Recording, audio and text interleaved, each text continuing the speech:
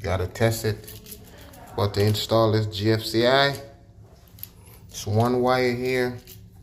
So the fact that it's one wire, you got line and you got load. So basically I'm just gonna line it because I don't have a load. Line is what the power goes here. And if you had another wire in the box basically feeding something else, that would be load.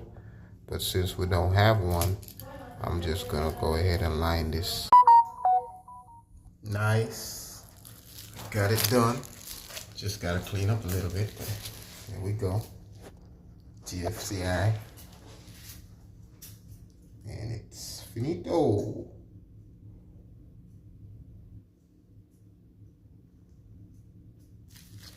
I gotta turn on the circuit.